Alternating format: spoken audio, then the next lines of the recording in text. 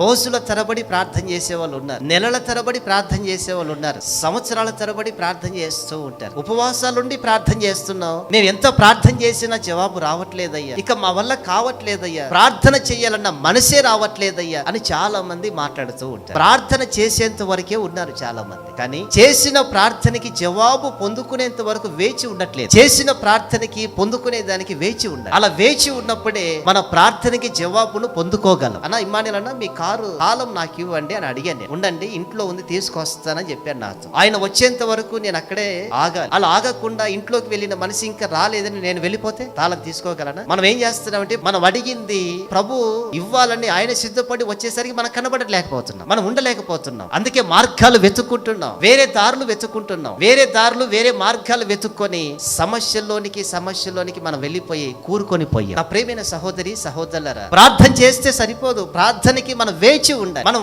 ఓపికతో ఉండాలి.